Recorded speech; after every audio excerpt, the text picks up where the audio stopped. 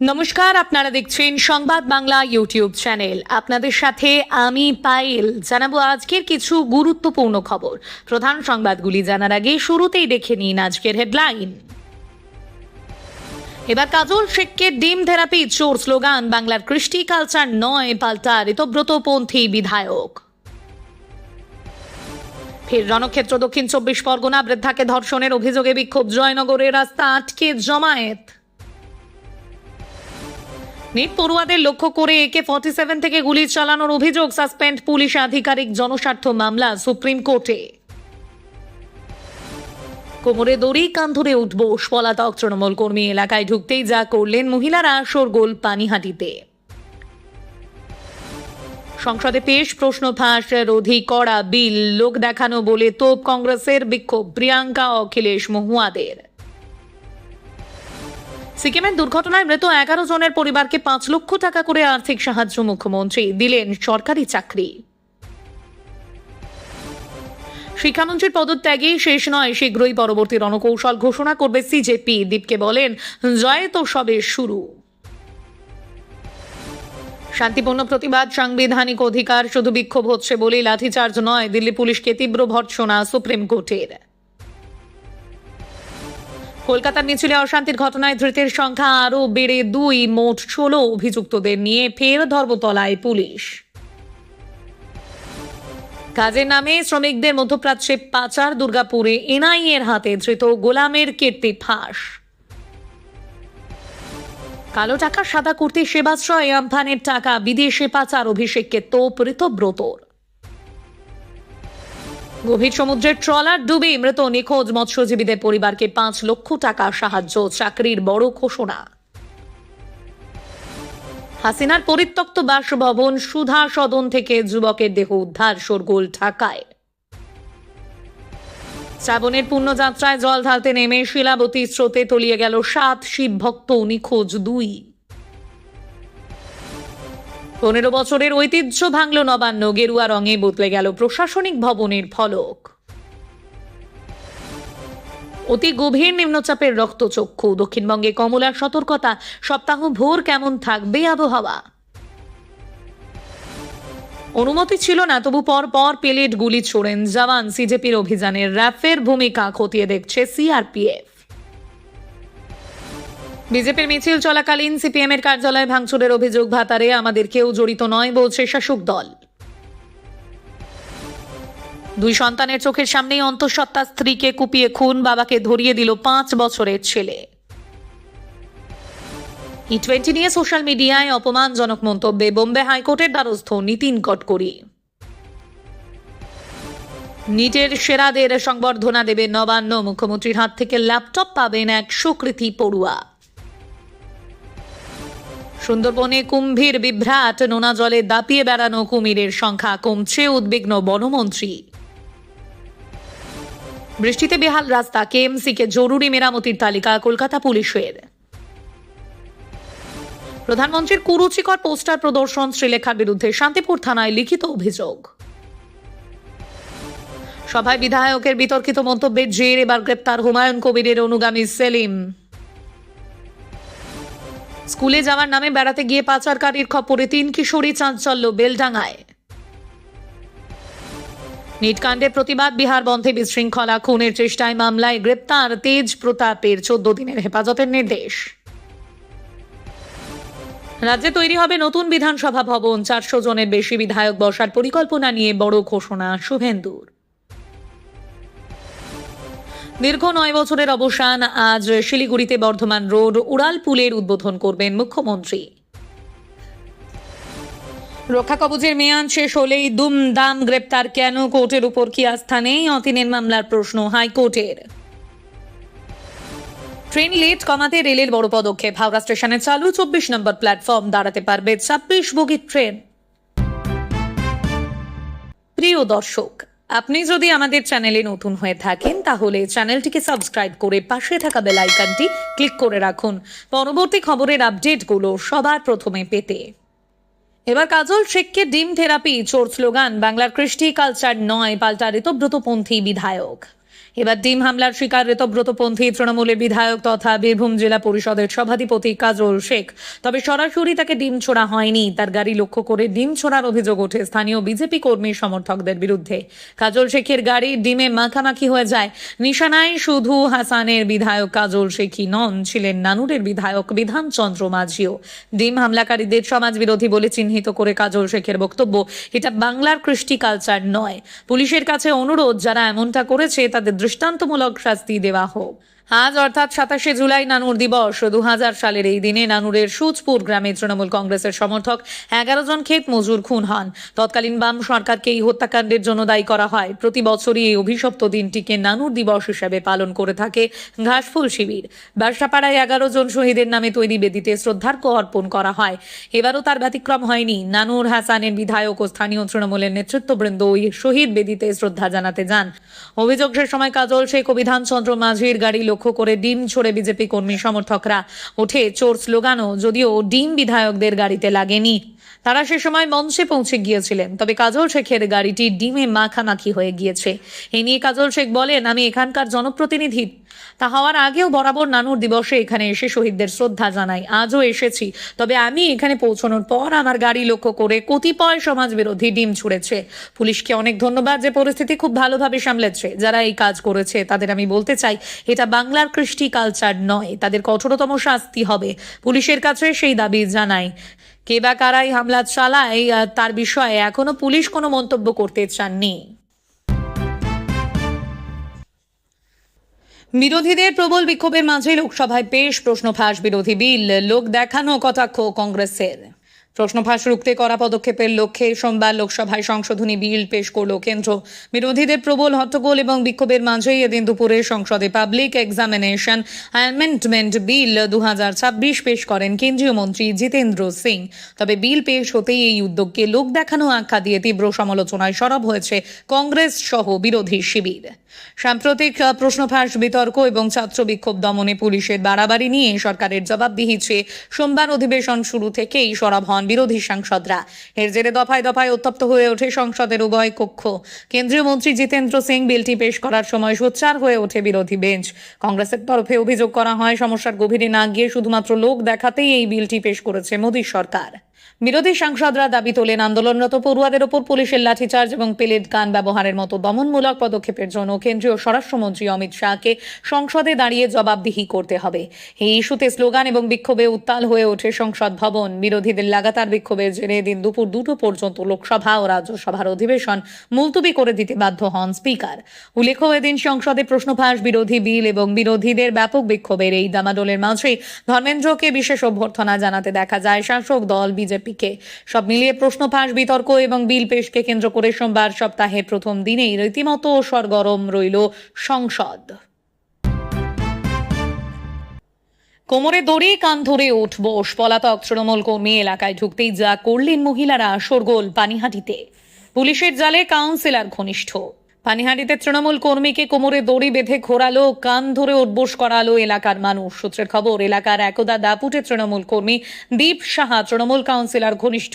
তার বিরুদ্ধে তোলাবাজি সহ একাধিক অভিযোগ রয়েছে। সূত্রের খবর, পানিহাটি পৌরসভার 8 নম্বর ওয়ার্ডের অন্তর্গত তৃণমূল কংগ্রেস কাউন্সিলর পার্থ চৌধুরী ঘনিষ্ঠ দীপ সাহা এলাকায় তোলাবাজি করার অভিযোগ রয়েছে। পাশাপাশি অভিযোগ, সাধারণ মানুষ ও বিজেপি কর্মীদের উপরেও নাকি অত্যাচার চালাতো দীপ। 26 বিধানসভা নির্বাচনে পরাজয় হয় তৃণমূলের। জানা গিয়েছে, নির্বাচনের ফল ঘোষণা হওয়ার পর থেকে এলাকায় পলাতক ছিল এই কর্মী। গতকাল রবিবার এলাকায় ঢোকার পর তৃণমূল কর্মী দীপ সাহাকে হাতে নাতে ধরে ফেলেন এলাকার মহিলারা।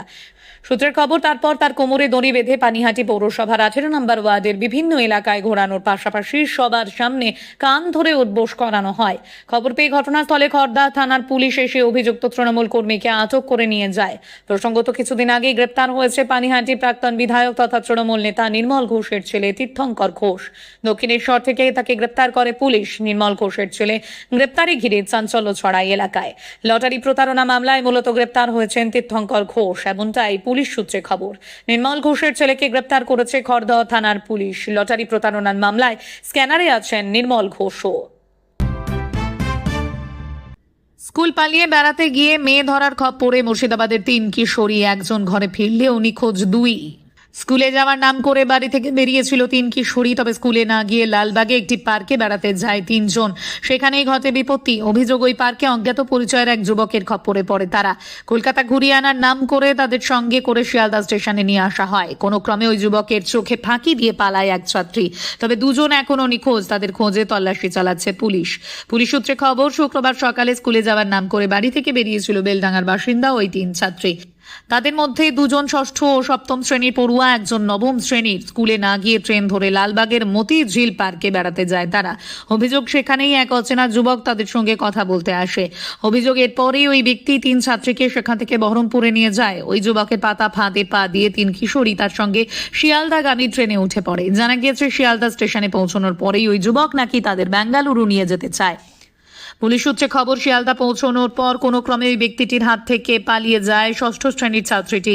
এরপর এক মহিলার কাছে গিয়ে সাহায্য চায় সে। তাকে বলে, আমাকে বাঁচাও।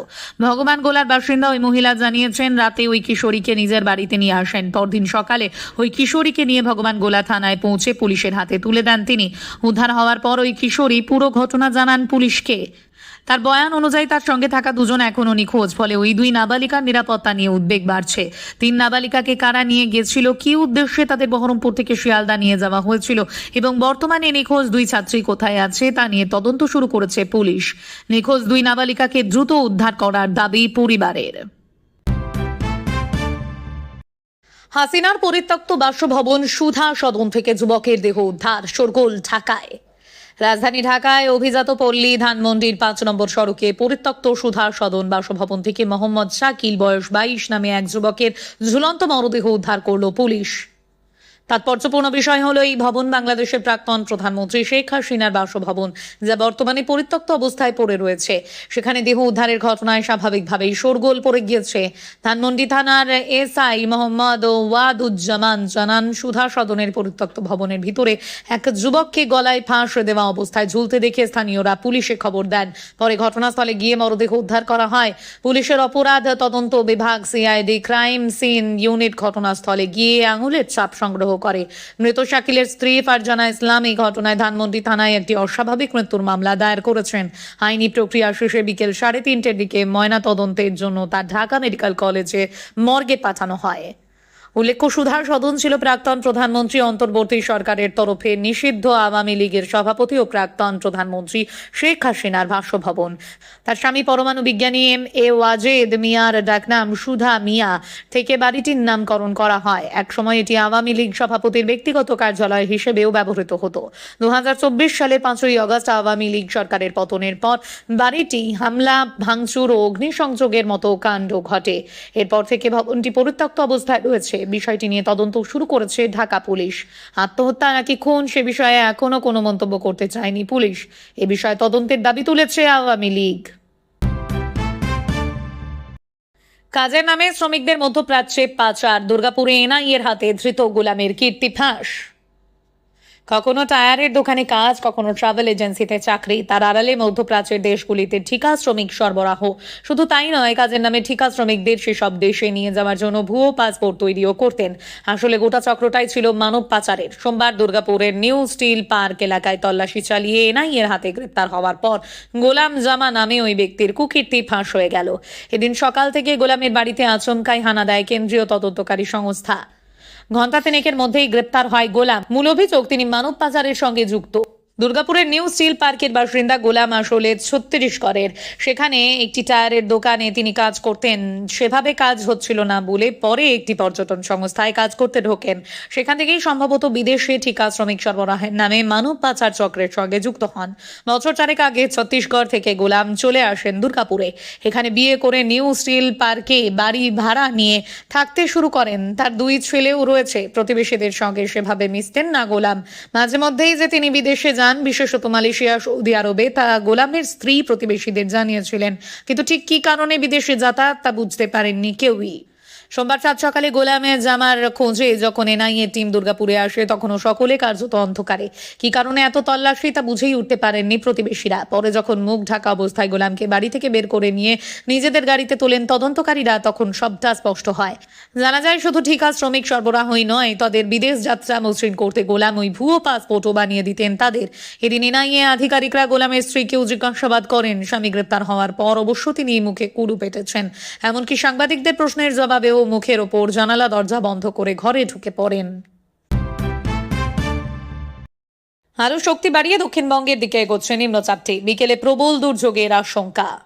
শক্তি আরও বাড়িয়ে অতি গভীর নিম্নচাপে পরিণত হয়েছে দক্ষিণ 24 পরগনা সংলগ্ন বঙ্গোপসাগরে থাকা ঘূর্ণাবর্তটি।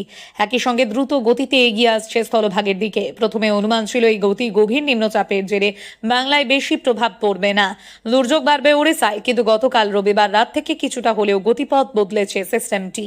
এই সিস্টেমের ফলে দক্ষিণবঙ্গের একাধিক জেলায় ভারী, কোথাও কোথাও অতি ভারী বৃষ্টির সম্ভাবনা রয়েছে। আলিপুর আবহাওয়া দপ্তর জানিয়েছে, আজ সোমবার দুপুর থেকে সন্ধ্যার মধ্যে দক্ষিণ 24 পরগনা জেলায় অবস্থানরত গভীর নিম্নচাপটি আরও কিছুটা শক্তিশালী হয়ে অতি গভীর নিম্নচাপে পরিণত হয়ে স্থলভাগে আছড়ে পড়তে চলেছে। বকখালি থেকে ভাঙাদুনি দ্বীপ হয়ে কাঁথির মধ্যবর্তী অঞ্চল দিকে স্থলভাগে প্রবেশ করবে অতি গভীর নিম্নচাপটি, যার ফলে দক্ষিণবঙ্গের বেশিরভাগ জেলায় ভারী, কোথাও কোথাও অতি ভারী বৃষ্টির সঙ্গে ঝোড়ো হাওয়া বইবে বলে জানাচ্ছে হাওয়া অফিস। ঘন্টায় 45 থেকে 55 কিমি, কখনো কখনো দমকা বাতাসের বেগ থাকবে 55 থেকে 75 কিমিতে। আলিপুর আবহাওয়া দপ্তর জানিয়েছে, অতি গভীর নিম্নচাপটি স্থলভাগে প্রবেশ করার পর এগিয়ে যাবে দক্ষিণ 24 পরগনা থেকে পূর্ব মেদিনীপুর, পশ্চিম মেদিনীপুর, ঝাড়গ্রাম হয়ে ঝাড়খণ্ড সংলগ্ন উত্তর ওড়িশার দিকে। নিম্নচাপের মূল ভাগটি থাকবে দক্ষিণবঙ্গের দিকেই, তাই ব্যাপক বৃষ্টি হওয়ার সম্ভাবনা রয়েছে বাংলায়। এই অতি গভীর নিম্নচাপের প্রভাবে আজ সোমবার দক্ষিণ 24 পরগনা, পূর্ব ও পশ্চিম মেদিনীপুর এবং ঝাড়গ্রামে অতি ভারী বৃষ্টির সম্ভাবনা রয়েছে। জারি রয়েছে কমলা সতর্কতা। পুরুলিয়া ও বাঁকুড়ায় ভারী বৃষ্টি হতে পারে, জারি হয়েছে হলুদ সতর্কতা। পাশাপাশি উপকূলবর্তী জেলাগুলিতেও ঘন্টায় 50 থেকে 60 কিলোমিটার বেগে ঝোড়ো হাওয়া এবং বজ্রবিদ্যুৎ সহ বৃষ্টির সম্ভাবনা রয়েছে। ভারী বৃষ্টির সম্ভাবনা রয়েছে উত্তর 24 পরগনা, হাওড়া, হুগলিতে জারি হয়েছে হলুদ সতর্কতা। বুধবার থেকে বৃষ্টির দাপট কিছুটা কমলেও দক্ষিণবঙ্গের সব জেলায় বিক্ষিপ্তভাবে বৃষ্টি চলবে বলে জানাচ্ছে হাওয়া অফিস। উত্তরবঙ্গে আজ সোমবার হালকা থেকে মাঝারি বৃষ্টির সম্ভাবনা রয়েছে। মঙ্গলবার থেকে বৃষ্টির পরিমাণ বাড়বে উত্তরে। উপরের 5টি জেলা অর্থাৎ দার্জিলিং, কালিম্পং, জলপাইগুড়ি, আলিপুরদুয়ার ও কোচবিহারের বিভিন্ন এলাকায় 1 আগস্ট শনিবার পর্যন্ত ভারী বৃষ্টির পূর্বাভাস দিয়েছে হাওয়া অফিস। অতি গভীর নিম্নচাপের জেরে সমুদ্র উত্তাল থাকায় আগামী 28শে জুলাই পর্যন্ত সমুদ্রে যেতে মৎস্যজীবীদের নিষেধ করেছে আলিপুর আবহাওয়া দপ্তর। আবারও সেই দক্ষিণ 24 পরগনা। কয়েক সপ্তাহ আগেই নাবালিকাকে ধর্ষণ, খুনের অভিযোগে রণক্ষেত্রের চেহারা নিয়েছিল বারুইপুর। রাজ্যে প্রথম এনকাউন্টার দেখেছিল সাধারণ মানুষ। এবার জয়নগরে বকুতলায় এক ষাটোর্ধ্ব বৃদ্ধাকে ধর্ষণের অভিযোগে উত্তেজনা ছড়ালো। দোষীকে কঠোর শাস্তির দাবিতে বিক্ষোভ শুরু করেছে এলাকাবাসী। জানা গিয়েছে, রবিবার ওই বৃদ্ধা একাই একটি বাগানে কাজ করছিলেন। সেই সুযোগ নিয়ে এলাকারই এক যুবক আচমকা তার উপর চড়াও হয় এবং মুখ ও গলা চেপে ধরে ধর্ষণ করে বলে অভিযোগ। যৌন নির্যাতনের জেরেই ঘটনাস্থলে অচৈতন্য হয়ে পড়েন ওই বৃদ্ধা। দীর্ঘ সময় পেরিয়ে গেলেও তিনি বাড়িতে না ফেরায় পরিবারের লোকজন খোঁজাখুঁজি শুরু করেন। অবশেষে সন্ধ্যার দিকে বাগান থেকে তাকে সংজ্ঞাহীন অবস্থায় উদ্ধার করা হয়। ঘটনার পরপরই পরিবার ও স্থানীয়দের তরফে খবর দেওয়া হয় থানায়। পুলিশ এসে বৃদ্ধাকে আশঙ্কাজনক অবস্থায় উদ্ধার করে চিকিৎসার জন্য বারুইপুর মহকুমা হাসপাতালে ভর্তি করায়। বর্তমানে সেখানেই তিনি চিকিৎসাধীন রয়েছেন। এই নক্কারজনক ঘটনার পর বৃদ্ধার পরিবার বকুলতলা থানায় গিয়ে লিখিত অভিযোগ জানান। পুলিশ ঘটনার তদন্তে নেমেছে এবং ইতিমধ্যেই ভারতীয় ন্যায় সংহিতার নির্দিষ্ট ধারায় মামলা রুজু করেছে। এই কাণ্ডে সরাসরি জড়িত থাকার অভিযোগে এক স্থানীয় যুবককে আটক করে জিজ্ঞাসাবাদ চালাচ্ছে তদন্তকারীরা। অপরাধীকে দ্রুত শাস্তির দাবিতে সোমবার সকাল থেকে বিক্ষোভ শুরু করেছে স্থানীয়রা। শ্রাবণের পূর্ণ যাত্রায় জল ঢালতে নেমে শিলাবতীর স্রোতে তলিয়ে গেল 7 শিব ভক্ত, নিখোঁজ 2। সোমবার 27শে জুলাই শ্রাবণ মাসের দ্বিতীয় সোমবার। এদিন পশ্চিম মেদিনীপুরের বোয়াল তোরে কান্তরনাথ মন্দিরে জল নিবেদন করতে গিয়ে ভয়াবহ দুর্ঘটনার মুখে পড়লেন 7 শিব ভক্ত। আচমকা শিলাবতী নদীর প্রবল স্রোতে তলিয়ে যান তারা। তাদের মধ্যে 5 জনকে উদ্ধার করা সম্ভব হলেও এখনও 2 ভক্ত নিখোঁজ রয়েছেন। স্থানীয় সূত্রে জানা গিয়েছে, গড়বেতা এলাকার 7 জন ভক্ত কান্তরনাথ মন্দিরে পুজোর জন্য শিলাবতী নদী থেকে জল তুলতে নদীতে নামেন। টানা বৃষ্টিতে নদীর জলস্তর ও স্রোত অনেকটাই বেড়ে যাওয়ায় তারা ভারসাম্য হারিয়ে একে একে নদীর গভীরে তলিয়ে যেতে থাকেন। ঘটনাটি দেখতে পেয়ে আশেপাশে থাকা স্থানীয় মানুষ ও অন্যান্য তীর্থযাত্রীরা দ্রুত উদ্ধার কাজে ঝাঁপিয়ে পড়েন। খবর পেয়ে ঘটনাস্থলে পৌঁছয় পুলিশ ও প্রশাসন আধিকারিকরা এবং বিপর্যয় মোকাবিলা বাহিনী। স্থানীয়দের সহযোগিতায় দ্রুত 5 জনকে নদী থেকে জীবিত উদ্ধার করা হয়। তবে এখনও 2 শিব ভক্তের কোনো সন্ধান মেলেনি। তাদের খোঁজে শিলাবতী নদীর বিভিন্ন এলাকায় ডুবুরি ও স্পিড বোট নামিয়ে তল্লাশি চালানো হচ্ছে। উদ্ধার অভিযানে পুলিশ ও প্রশাসনের একাধিক ডুবুরি ও স্পিড বোট নামিয়ে তল্লাশি চালানো হচ্ছে। উদ্ধার অভিযানে পুলিশ ও প্রশাসনের একাধিক দল মোতায়েন রয়েছে। এই দুর্ঘটনার পর কান্তরনাথ মন্দির চত্বর ও নদীঘাটে শোকের ছায়া নেমে এসেছে। নিখোঁজ 2 ভক্তের পরিবারের সদস্যরা উৎকণ্ঠার মধ্যে উদ্ধার অভিযানের দিকে তাকিয়ে রয়েছেন। ভবিষ্যতে এমন দুর্ঘটনা এড়াতে নদীঘাটে নিরাপত্তা আরও জোরদার করার পাশাপাশি ভক্তদের সতর্ক থাকার আবেদন জানিয়েছে প্রশাসন। আজ সোমবার 27 তারিখ। এই ছিল আজকের কিছু গুরুত্বপূর্ণ খবরের সংক্ষিপ্ত আপডেট। সংবাদগুলি যদি আপনাদের ভালো লেগে থাকে তাহলে ভিডিওটিতে অবশ্যই লাইক দিন এবং বন্ধুদের সঙ্গে শেয়ার করুন। প্রতিদিন সবার আগে নির্ভুল ও আপডেটেড খবর পেতে আমাদের সংবাদ বাংলা চ্যানেলটিকে সাবস্ক্রাইব করে পাশে থাকুন। ধন্যবাদ। আবারও দেখা হবে নতুন খবর ও আপডেট নিয়ে।